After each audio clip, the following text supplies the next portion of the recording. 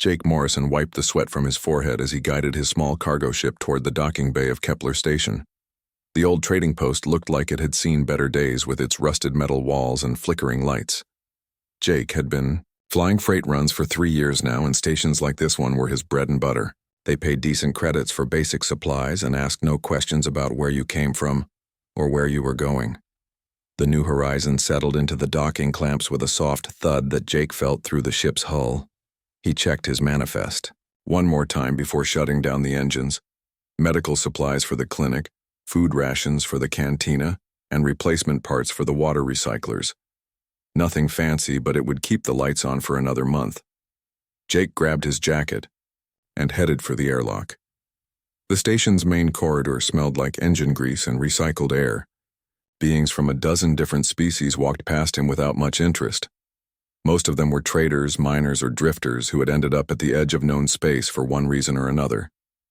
Jake fit right in with his worn flight suit and the stubble he had not bothered to shave in 3 days. He made his way to the fuel depot first. The Alterian who ran the place barely looked up from his datapad when Jake walked in. The price for fuel crystals had gone up again, but Jake did not have much choice. He needed to top off his tanks before heading to his next stop. The credits transferred from his account with a soft beep, and Jake winced slightly at how much it cost. Running a one-man cargo operation was not exactly a path to riches. Jake was heading toward the cantina for lunch when he heard raised voices coming from the market square. The sound of someone in distress made him slow down and look around the corner. What he saw made his stomach tighten with anger. 3 large aliens with gray skin and too many teeth had cornered an old creature near the parts vendor. The old alien looked like nothing Jake had ever seen before. He was tall and thin with pale blue skin and long fingers that shook as he held up his hands. His clothes were clean but patched in several places, and his large dark eyes showed fear. The 3 gray aliens wore matching uniforms with some kind of official insignia on the chest. One of them held a datapad and was reading from it in a loud voice that carried across the square. Jake could not understand all the words, but he caught enough to know they were debt collectors. 50,000 galactic credits plus accumulated. Interest over 37 standard years, the lead collector said. His voice sounded like gravel in a metal bucket. Payment is due immediately, or you will be taken into custody for transport to the mining colonies. The old alien's voice was soft and musical when he spoke, but Jake could hear the desperation in it. Please, I have explained this many times. The funds were stolen by corrupt officials on my homeworld. My family never received the promised aid. We have been trying to repay what we could for decades. Not our problem, another collector said, with a harsh laugh. The Galactic Banking Consortium does not care about your sob stories. You signed the contract and now you pay the price. Jake had heard enough. He stepped into the square and several other beings moved away from the confrontation. Nobody wanted to get involved with official debt collectors. The smart play was to mind your own business and keep walking. Jake had never been very good at making smart plays. Excuse me, Jake said as he approached the group. Is there a problem here? The lead collector turned to look at Jake with obvious annoyance. This does not concern you, human. Move along before you get yourself into trouble. Actually, it does concern me, Jake said. He could feel his heart pounding but kept his voice steady. I don't like seeing old folks get pushed around by bullies. The collector's eyes narrowed and his hand moved to something clipped to his belt. You would be wise to walk away now. This being owes a legal debt and we are authorized to collect it by any means necessary. Jake looked at the old alien who was staring at him with surprise. No one had stepped in to help him before. Jake turned back to the collectors and made a decision that would change his life forever.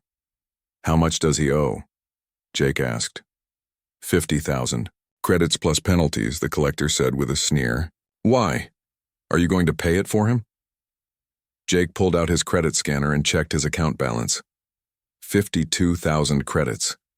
Everything he had saved from 3 years of cargo runs. His entire nest egg that he had been planning to use to upgrade his ship or maybe buy a second vessel. The smart thing would be to walk away and let the old alien face his fate. Debt slavery was legal in this part of the galaxy and happened all the time. Yes, Jake said quietly. I am going to pay it. The collector stared at him for a long moment before laughing. You are joking. No one pays another being's debt unless they are family or business partners. What is this creature to you? Nothing, Jake said. I just met him 2 minutes ago.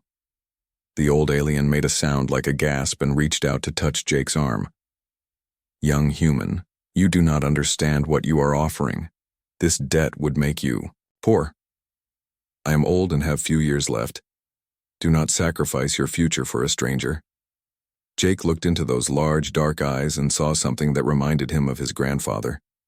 The old man who had raised him after his parents died in a mining accident. The man who had taught him that sometimes you had to stand up for what was right even when it cost you everything. Transfer the 50,000 credits to clear his debt, Jake said to the collector.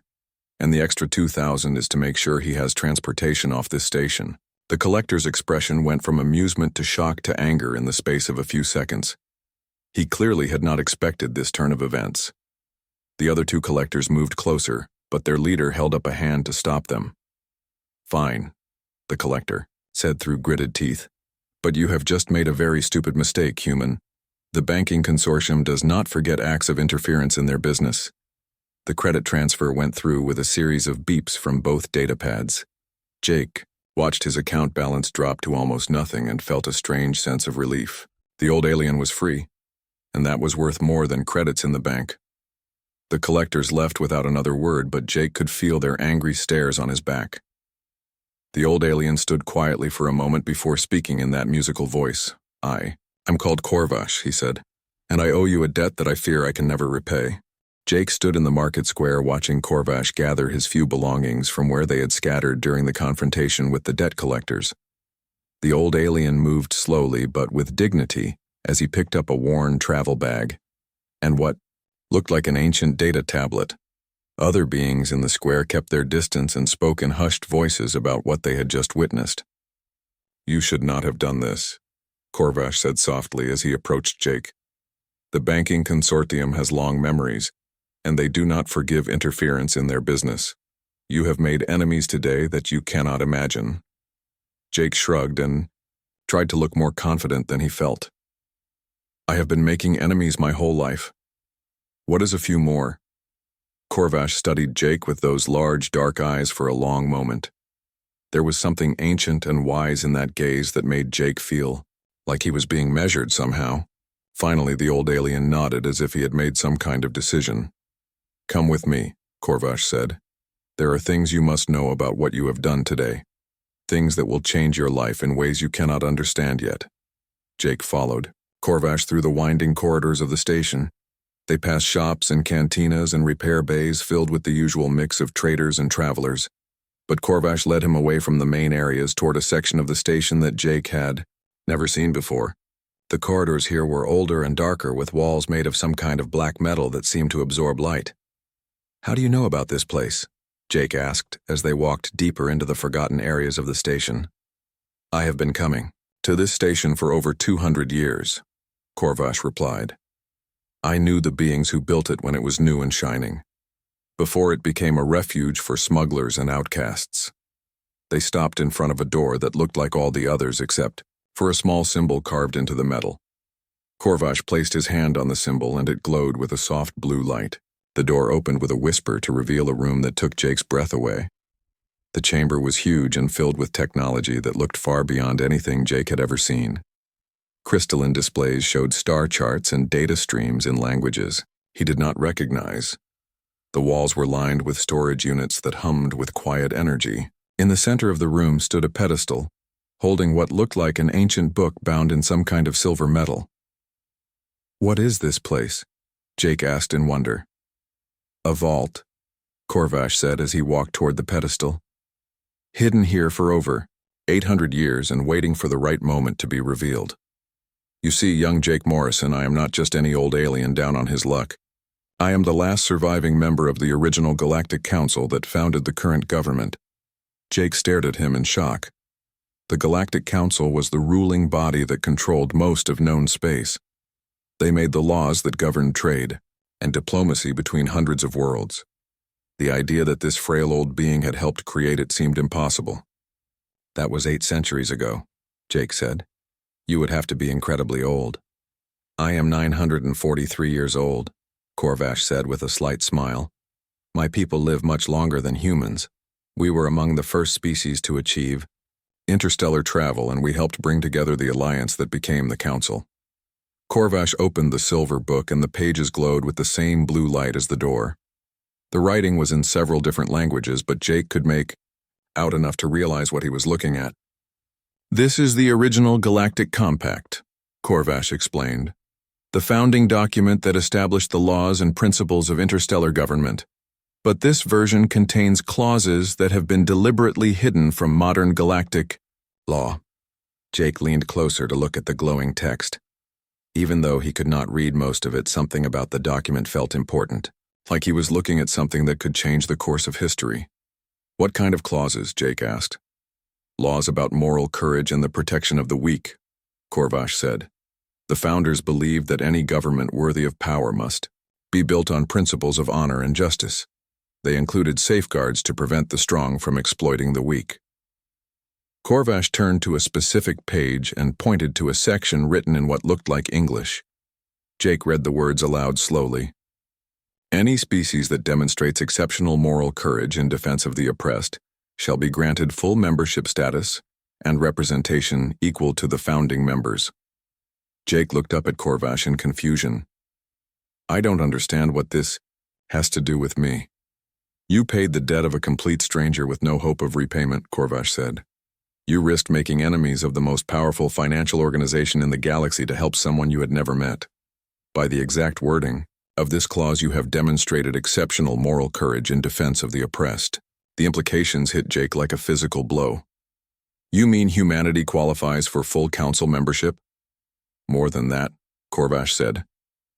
As the last surviving founder, I have the authority to sponsor your species for immediate elevation. Humanity would go from having no representation to having equal voting power with the 12 ruling species. Jake felt dizzy and had to sit down on a nearby chair. His simple act of kindness was suddenly much bigger than he had ever imagined. The human race had been trying to gain respect in galactic society for decades. They were seen as newcomers and barbarians by most of the established species. The idea that his impulsive decision could change all of that was overwhelming. But the current council will never accept this, Jake said. They profit too much from the way things are now.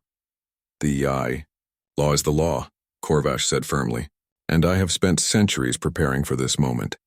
This vault contains all the proof needed to establish the compact's authenticity, documentation that even the current council cannot dispute. Corvash walked to one of the storage units and it opened at his touch.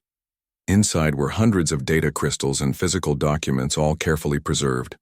Records of the original negotiations and signed agreements from species that were now extinct or forgotten. Why did you wait so long? Jake asked. If you have had this power for centuries, why use it now? Because I needed the right catalyst, Corvash said. Someone whose actions would be so clearly moral that even the council's lawyers could not argue against them. Your payment of my debt was witnessed by dozens of beings and recorded by the station's security systems. There can be no dispute about what happened. Jake stood up and walked to the pedestal where the compact lay open. The weight of what was happening pressed down on him like a heavy blanket. His grandfather had always told him to do the right thing even when it was hard. He had never imagined that following that advice would lead to something like this. What happens next? Jake asked. Next, we contact your government and prepare to shake the foundations of galactic civilization, Corvash said with the first real smile Jake had seen from him. The emergency communication from Kepler Station reached Earth faster than any message in human history. Jake sat in the hidden vault watching Corvash work with technology that seemed to bend the laws of physics. The old alien's fingers moved across crystalline controls that projected holographic displays showing star charts and legal documents. Within hours, their message would reach the human government and change everything. Ambassador Claire Roberts received the transmission while she was having breakfast in her small quarters on the Galactic Council station. She nearly choked on her coffee when she read the initial report. A human cargo pilot had accidentally triggered an ancient law that could give humanity full council membership. Claire had been fighting for basic recognition for 3 years. And now this Jake Morrison had stumbled into something that could reshape galactic politics. Claire immediately contacted Earth, and within an hour she was speaking directly with President Carter and his entire cabinet.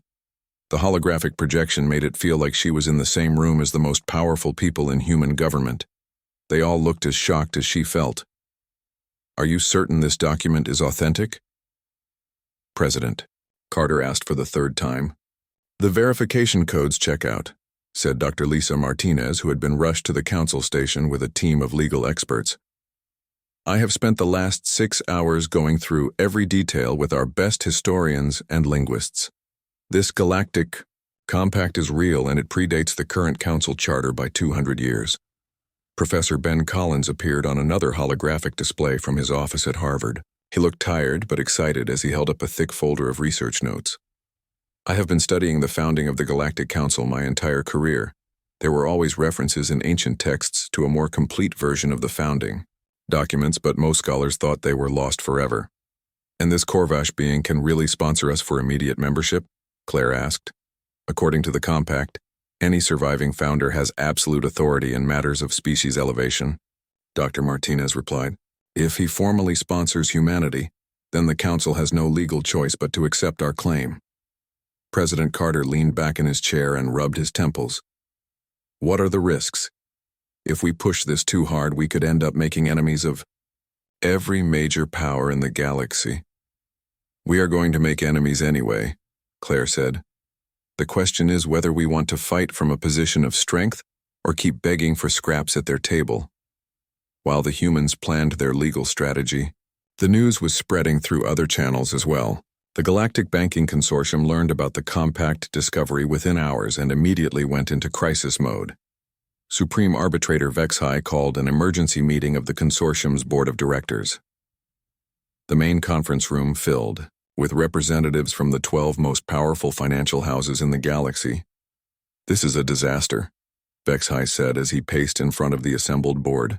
"If humans gain full council status, they will have the legal authority to challenge every banking practice we have established over the last 5 centuries. The Nexari Syndicate representative leaned forward in his chair. His scaled face showed the kind of cold anger that had made his species feared throughout the galaxy. "Then we make sure this ancient document never sees the inside of a courtroom. Remove the human and the old Threnody, and this problem goes away." "It is too late for that," said the Kilian Trade Federation delegate. "Too many beings witnessed. The debt payment and the story is already spreading through the outer colonies. Killing them now would only make them martyrs." Back on Kepler Station, Jake was learning just how complicated his simple act of kindness had become. Corvash had explained the legal process, and Jake's head was spinning with the implications. Formal challenges would be filed with the Council's legal tribunal. Ancient precedents would be cited and argued by the best lawyers in the galaxy. The entire process could take years. "I just wanted to help an old man," Jake said as he sat in the vault surrounded by documents that were older than human civilization. "Now you are telling me I accidentally started a legal war." "The war was already happening," Corvash replied gently. "The current council has been moving away from the founders' principles for centuries. They have turned galactic government into a tool for the wealthy and powerful to exploit everyone else. Your actions simply gave the oppressed a weapon to fight back with." Jake's communicator buzzed with an incoming message from Ambassador Roberts. Her holographic image appeared in the vault, and she looked both excited and terrified. "Jake, I need you to understand what is about to happen. In 6 hours, I am going to walk into the council chambers and formally present humanity's claim to full membership. Once I do that, there will be no going back." "What do you need from me?" Jake asked. "Nothing, except to stay alive," Claire said grimly. "You are about to become the most famous human in the galaxy, and not everyone is going to be happy about it." The next morning, Jake watched from the vault as Ambassador Roberts entered the Great Hall of the Galactic Council.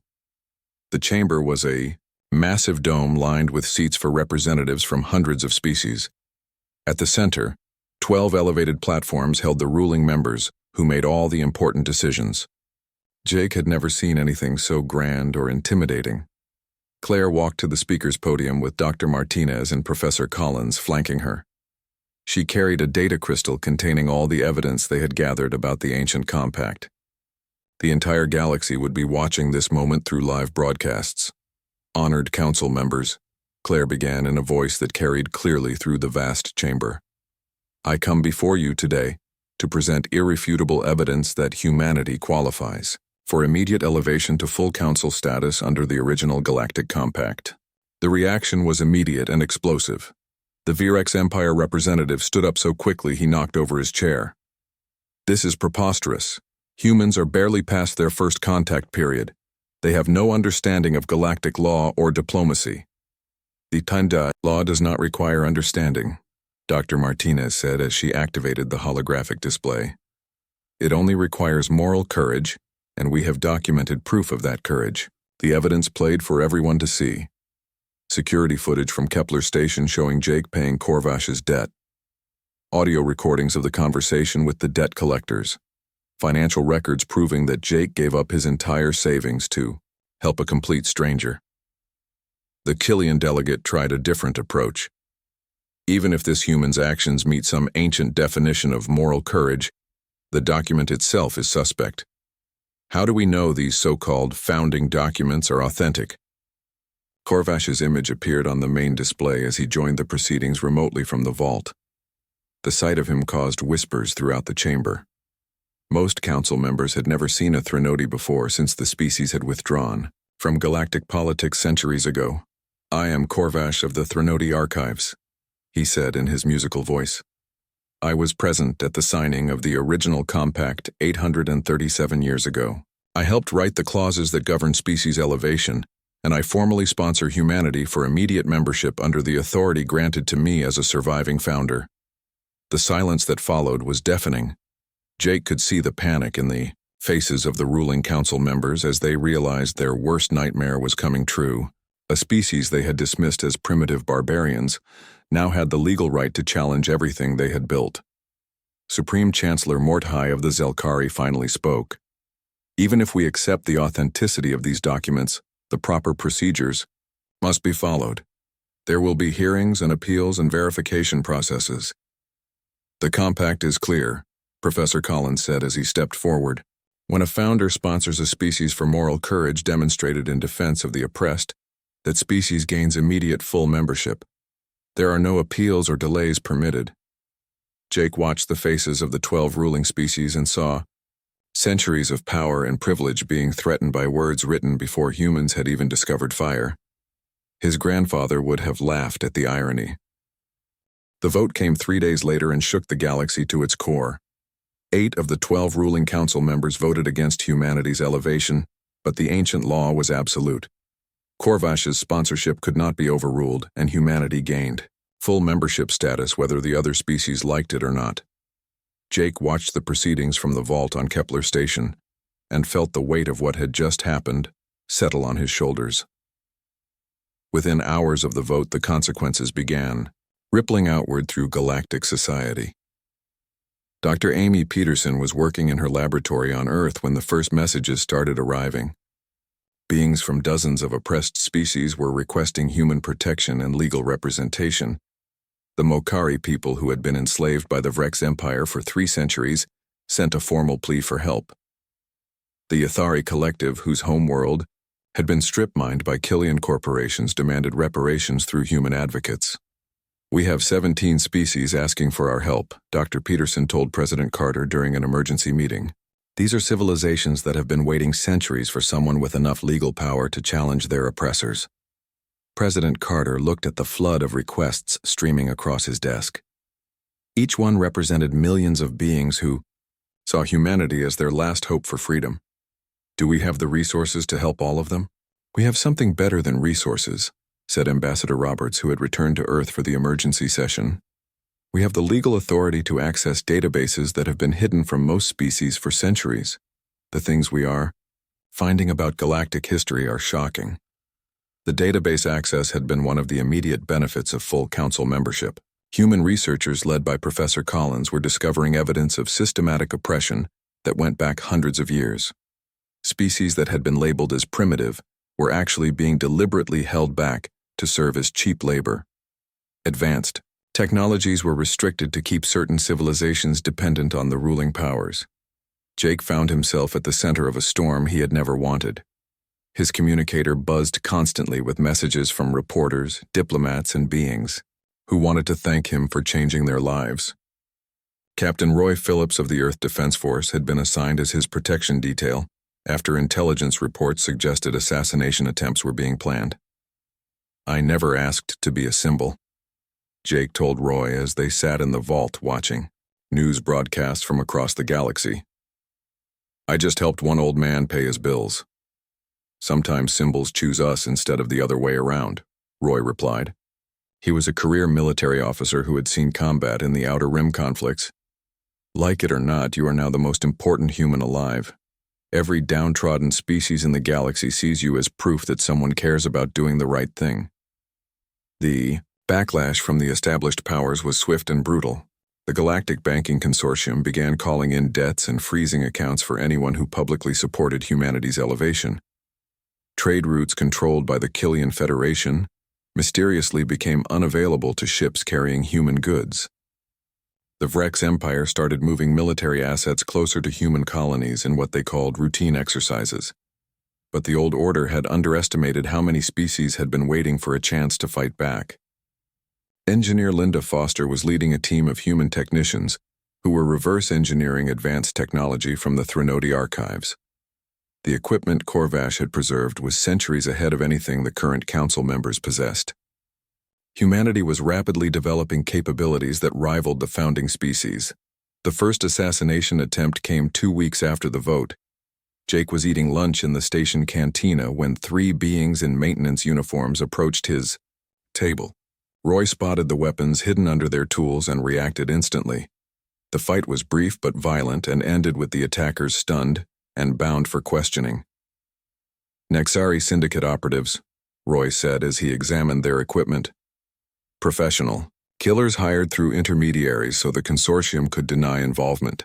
Jake stared at the unconscious attackers and realized his life had changed forever. "How many more will they send?" "As many as it takes unless we stop them first," Roy said grimly. The answer came from an unexpected source. Corvash had been monitoring communications traffic and discovered that the banking consortium was planning something much larger than simple assassination. They were coordinating with several council members to stage a military coup that would dissolve the galactic government entirely, rather than accept human equality. They would rather destroy the system than lose control of it, Corvash explained to Jake during one of their daily meetings. The Nexari Syndicate believes they can create a new government based purely on economic power, without any legal constraints. Jake felt sick as he realized the scope of what his simple act of kindness had unleashed. How many people will die if they start a war? Millions, Corvash said sadly. But millions more will die if we allow the current system to continue. The oppression has been building for centuries, and your actions simply forced the conflict into the open. The coup attempt began 3 days later when Nexari warships moved against the council station. But the conspirators had made a critical error in their planning. They assumed that most species would remain neutral in a conflict between humans and the established powers. Instead, they found themselves facing a coalition of dozens of liberated species who had united under human leadership. General Patricia White took command of the defense from her headquarters on the council station. She had been studying galactic military tactics for months and quickly identified the weaknesses in the Nexari battle plan. "They are fighting the last war," she told her staff as enemy ships approached. "They expect everyone to follow the old rules, but we are writing new ones." The battle was unlike anything the galaxy had seen before. Human ships used tactics that confused enemy commanders who were used to predictable patterns of engagement. Makari engineers who had been freed from slavery provided critical intelligence about Vrex ship designs. Yathari pilots flew support missions using modified cargo vessels turned into fighters. Jake watched the battle from the vault as Corvash provided real-time intelligence through his ancient communication systems. The old aliens' technology was interfacing with modern networks in ways that seemed impossible, but were somehow working perfectly. "Your species has a gift for inspiring others," Corvash observed as they watched a mixed fleet of human and alien ships coordinate their attacks. "You make beings believe that change is possible." The turning point came when the Vrex Empire forces suddenly switched sides. Admiral Kethmore had been ordered to support the coup, but his own crew mutinied when they learned about the Mokari slaves who had been freed by human intervention. Centuries of guilt over their treatment of subject species finally boiled over into open rebellion. The coup collapsed within hours as more and more military units refused to fire on the coalition forces. The Nixari Syndicate leadership found themselves isolated and outnumbered as their own allies abandoned them. Supreme Arbitrator Vexihai was captured trying to flee the system in a private yacht loaded with stolen credits. Jake felt no satisfaction, watching the enemies of freedom brought to justice. Too many beings had died in the fighting, and the galaxy was left in chaos with no clear government to restore order. The old council had dissolved, and the conspirators were in custody, but someone had to take responsibility for rebuilding galactic civilization. What happens now? Jake asked Corvash as reports came in from across the galaxy. Now we find out if your species is ready to lead, the old alien replied. The galaxy is looking to humanity for guidance, and the choices you make in the next few days will determine the course of history for centuries to come. Jake thought about his grandfather's lessons about doing the right thing, even when it was hard. He had never imagined that following that advice would lead to him helping reshape an entire galaxy, but here he was anyway. The universe had a strange sense of humor sometimes. The emergency session to form a new galactic government began 1 week after the failed coup. Representatives from over 200 species gathered on the neutral world of Haven Prime to decide the future of galactic civilization. Jake found himself reluctantly at the center of discussions he felt completely unprepared for. President Carter had appointed him as Director of Interspecies Relations, despite his protests that he was just a cargo pilot who had made one good decision. The galaxy needs someone they can trust, President Carter had explained during their last conversation. You have become a symbol of hope for billions of beings, and symbols have power that politicians can never match. Jake sat in the great assembly hall, watching delegates argue about trade regulations and territorial boundaries. His new diplomatic ship, the Unity, was docked outside with a crew that included volunteers from 30 different species. Commander Helen Brooks had volunteered to serve as his military advisor, and she sat beside him taking notes about which delegates seemed reasonable and which ones were likely to cause problems. Corvash had insisted on attending the conference, despite his advanced age. The old Threnody moved slowly, but his mind was still sharp as he helped draft the new galactic charter. The document they were creating would replace the corrupt system that had ruled for centuries with something based on the original founders' vision of justice and equality. The hardest part is not writing good laws, Corvash explained to Jake during a break in the proceedings. The hardest part is making sure those laws are followed by beings who have spent their entire lives learning how to break them. The first major challenge came from the Zelkari banking houses, who still controlled significant economic resources despite their political defeat. Their representative, Chancellor Vorthai, stood before the assembly and delivered what sounded like a reasonable proposal for gradual reform instead of radical change. Stability must be our primary concern, Chancellor Vorthai said in his smooth voice. We cannot simply tear down institutions that have maintained order for centuries without creating chaos and suffering. Jake watched the faces of the delegates and saw many of them nodding in agreement. The Zelkari were masters of making oppression sound reasonable, and they were using every trick they had learned over the centuries. Dr. Lisa Martinez, who had been promoted to chief legal advisor, leaned over to whisper in Jake's ear.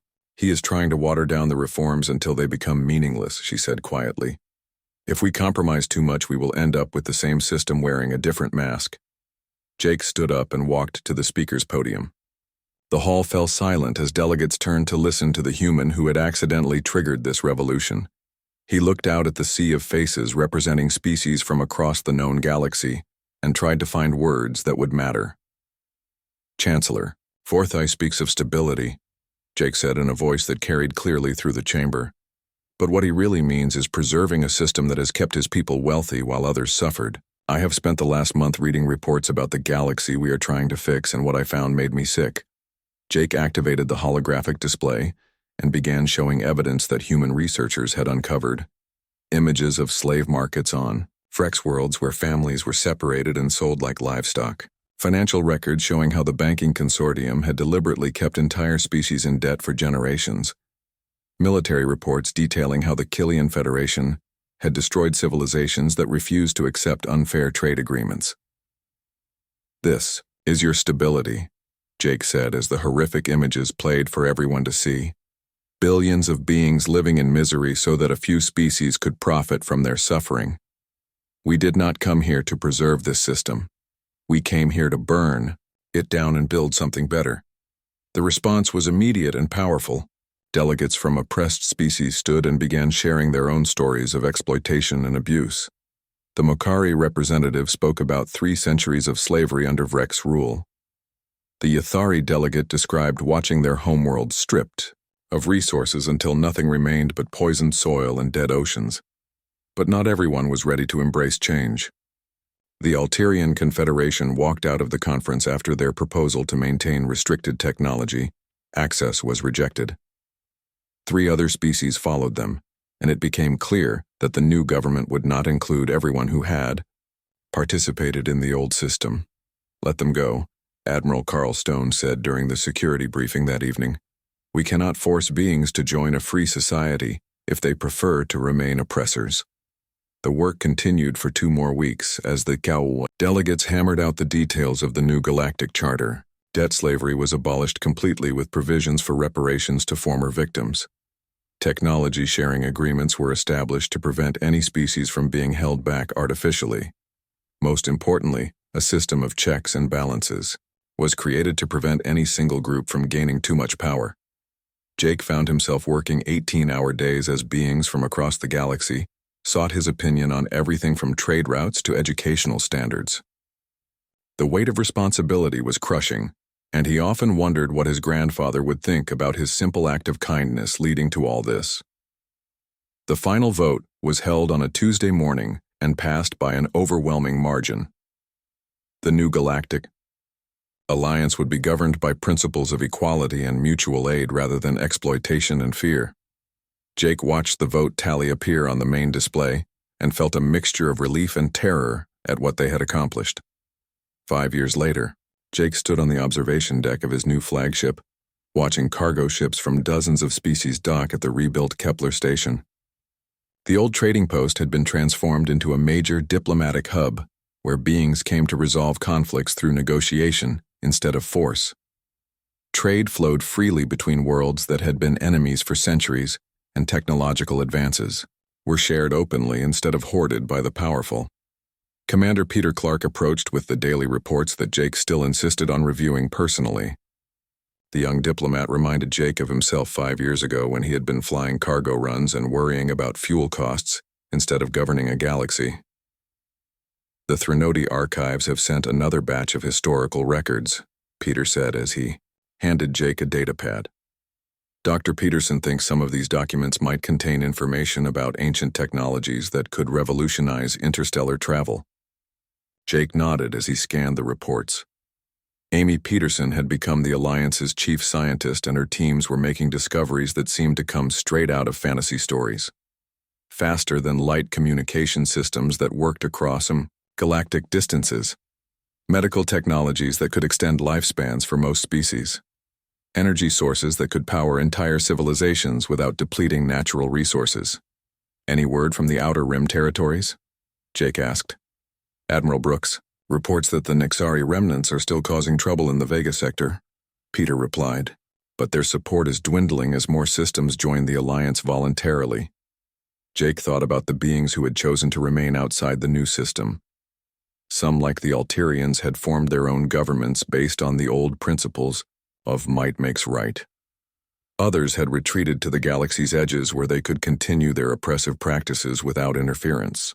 The Alliance had chosen not to force participation, but to demonstrate through example that cooperation was better than exploitation. Corvash had passed away peacefully 2 years ago at the age of 948. His final words to Jake had been simple advice that the old alien had repeated many times over the years. "A small kindness can move the universe if it comes from the heart." Jake often thought about those words as he dealt with the daily challenges of governing an alliance of hundreds of species. The former debt collectors who had harassed Korvash were now working as clerks in Alliance bureaucracy after serving their sentences for financial crimes. The banking consortium had been broken up and its assets redistributed to the beings they had exploited for centuries. Not everything had gone smoothly. There had been conflicts and misunderstandings as species with different cultures learned to work together. Some beings struggled to adapt to a system where they could not simply take what they wanted from those weaker than themselves. But progress was being made, and each generation seemed more committed to the Alliance's principles than the last. "Sir," Peter said hesitantly, "there is one more thing in the reports. A cargo pilot in the Centauri system just paid off a debt for a stranger he had never met. The local Alliance representative wants to know if we should investigate." Jake smiled as he remembered a younger version of himself making an impulsive decision to help an old alien in distress. "Send them a message," he said. "Tell them that sometimes the smallest acts of kindness have the biggest consequences, and remind them to keep an eye on that pilot. He might change the galaxy someday." As Jake watched the ships come and go from the station, he thought about his grandfather's lessons about doing the right thing even when it cost everything. The old man had been teaching him about more than personal morality. He had been preparing him to help build a universe where kindness mattered more than power, and where even the smallest gesture could